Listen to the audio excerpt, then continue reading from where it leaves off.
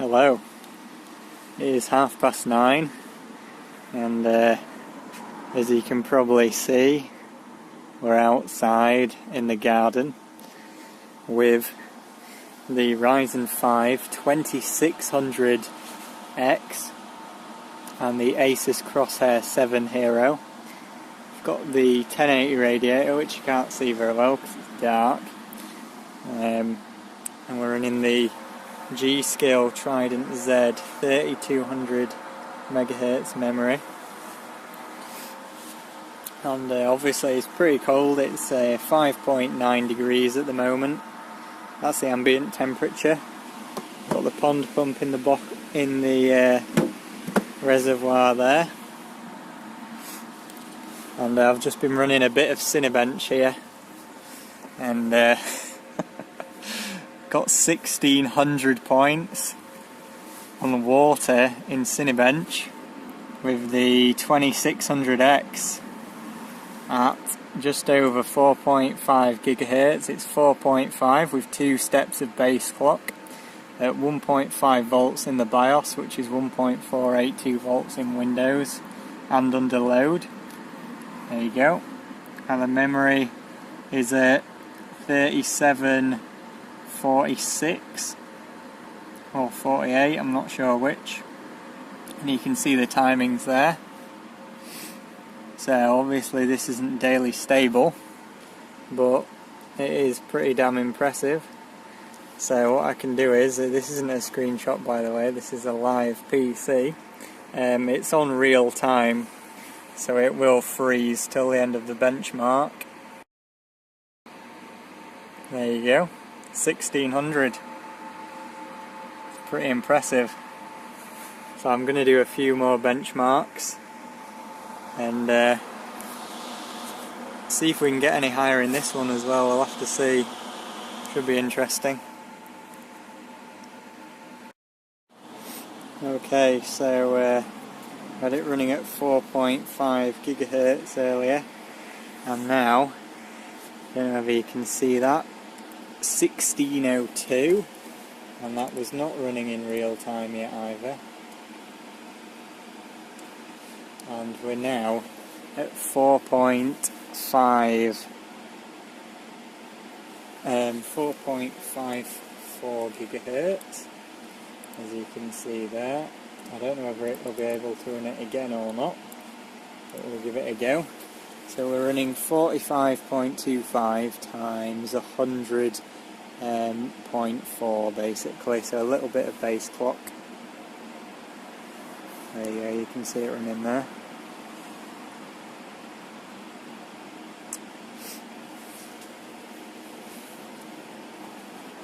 Getting a bit sniffly now because it's pretty cold out here. It's about 5 degrees.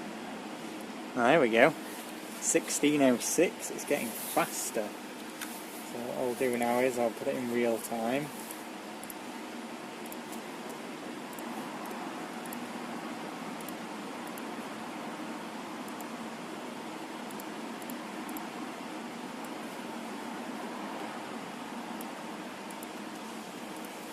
Put the thing down there in the corner.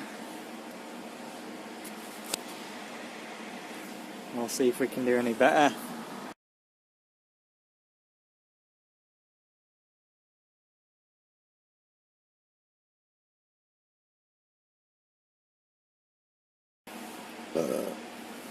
Right, should have finished now. Let's have a look what score we got, see if it's better than 606. Oh, it is indeed. That 611. Can't see it. There you go. 1611 rather, not 611.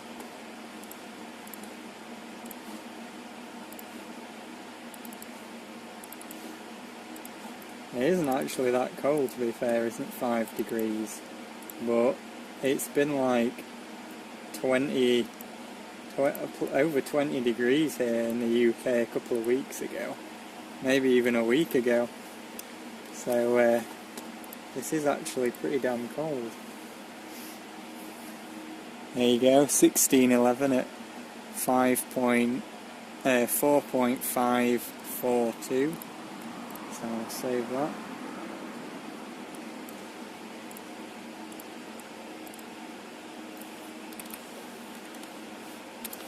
We are taking very, very small steps.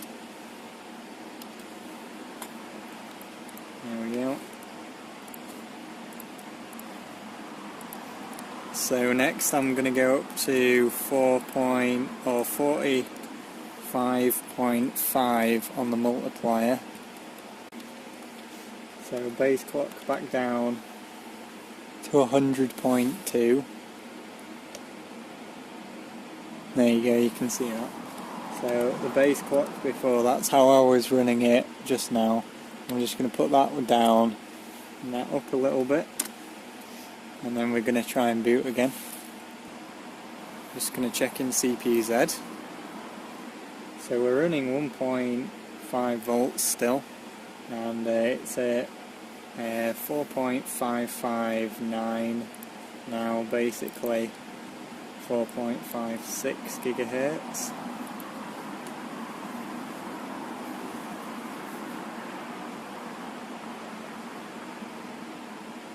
And it has crashed, so that is a shame.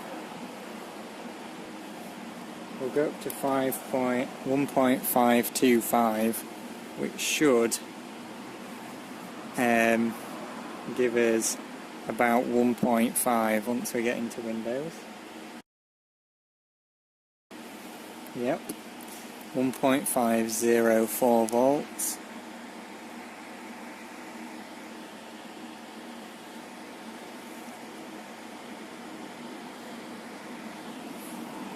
Don't know how well you can see it with me using the digital zoom rather than proper zoom. So it's holding 1.5 volts under load.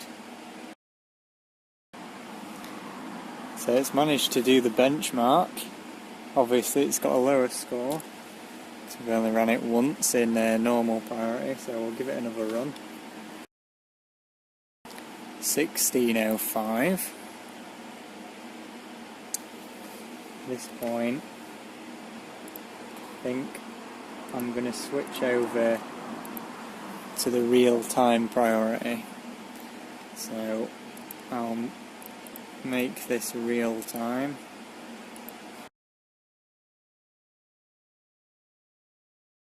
And the mouse is not moving, so that's not a good sign. You can see in the bottom corner, moving the mouse.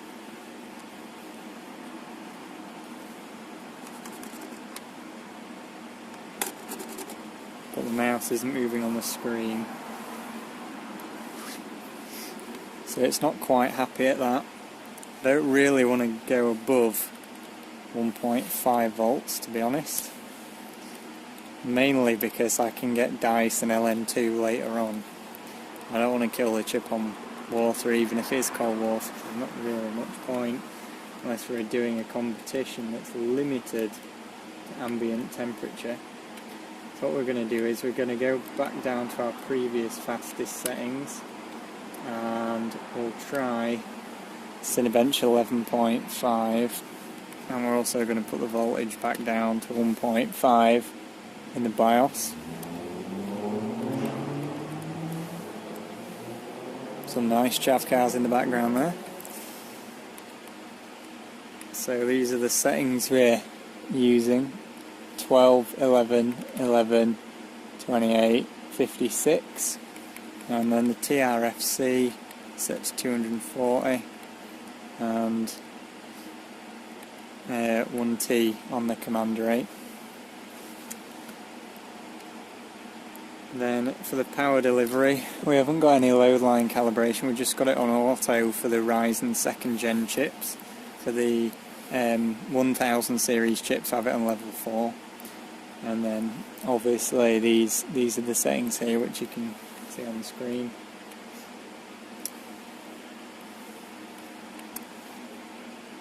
And we haven't set anything in the tweaker's paradise.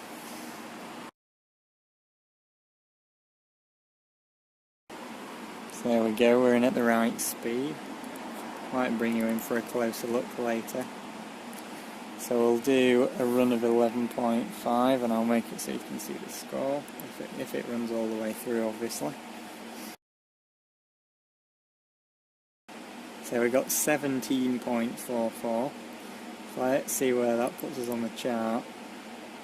So my previous score with the 2600X, which was at 4.35 gigahertz, was 16.76, and this has got 17.74. The 1800X at 4.175 gets 21.38. So I'm going to save this, even though we've not run it real time or anything, but I'm just going to save it as a baseline score. For any reason the lightning strikes me while I'm outside benching or whatever, then well, I guess we'll be dead, but we'll have a good score saved on the SSD, which is obviously the main thing. Right then, we have a bit of an update. Basically at the moment, when we go over 100.4 on the base clock, it doesn't detect the SSD and hangs on 80 on the postcode reader. I've been told, apparently the CPU is like 10 degrees, I've been told if I unplug the SSD, which we have plugged in at the moment, and we plug it into the bottom two ports instead. So currently it's there in the top one. I'm going to just move it down to the bottom two, and then apparently it should magically work with the base clock higher, which I never really knew. So I guess we'll see about that. So what we'll do is we'll put it back down to 4.475, and we'll go up on the base clock to 101.4 and see if it'll boot. It's about the same speed in terms of megahertz that we're running at the minute, but it'll bump the memory up a little, which might make it faster. And actually I want to try Cinebench R15 again, because that's where it'll make the most difference, rather than 11.5, which doesn't, it benefits from the memory but not as much as R15. So I'm just going to go back into the BIOS quickly and change the performance bias to Cinebench R15, and the SSD has been installed, and yes, we are indeed at 101.4. So that means the memory is now at 3875. So we'll give R15 another go and see if we can better our score by increasing the memory speed. Now, I haven't been able to get 3800 megahertz on the memory with the memory multiplier to run at all, so it'll be very interesting to see if we can get higher memory speed by using the base clock. Might even be able to get like 3866 or something. I'll have to see.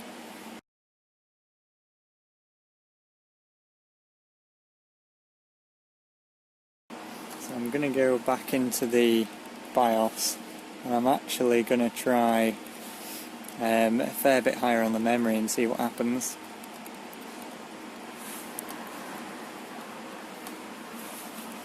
Just going to keep going down on the CPU multipliers and up on the base clock.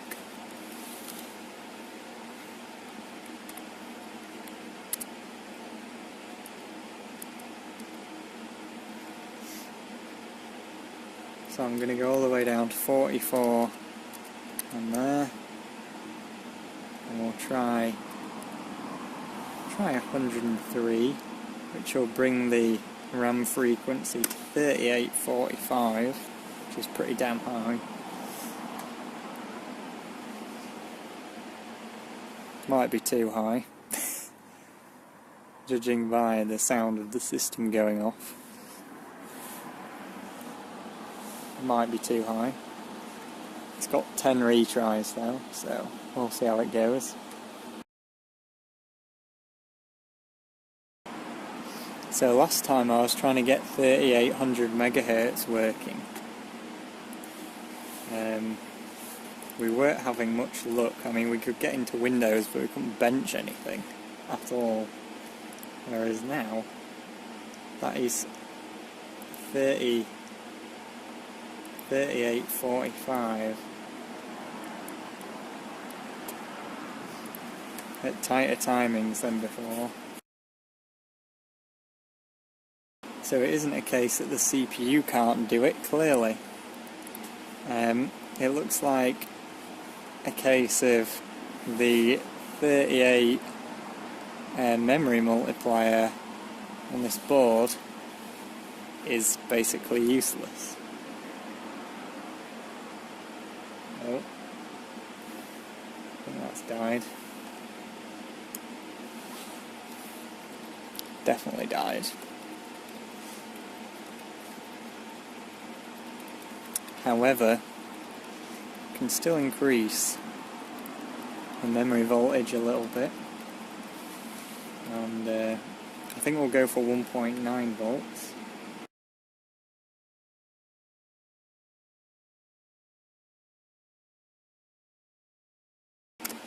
Now whether it'll run Cinebench or not is an entirely different thing, but we will see.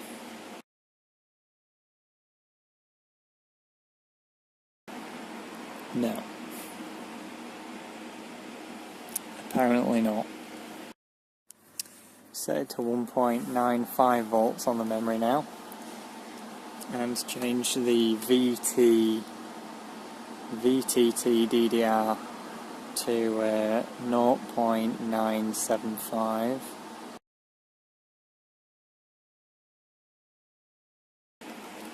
This time I'm just going to go straight in with a real-time run. I've also loosened off one of the timings a little bit as well. None of the main timings, not the TRFC. So we'll see how it goes. Probably crash.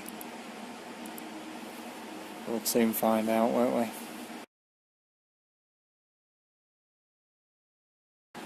So that's not very impressive at all, is it? For the extra memory speed we're running. It's definitely in real time as well. So that timing that I loosened there has clearly killed some of our performance. So I haven't managed to get any higher scores in R15, but in 11.5 I've managed to get up to 17.66 from 17.59 before, and that is with a bit of base clock. And as you can see, we're now running over 1800 megahertz on the memory and just under 4.55 gigahertz on the core. And I've brought the temperature thing outside as well. You can ignore the in one because I've just brought it outside, so that's still going down.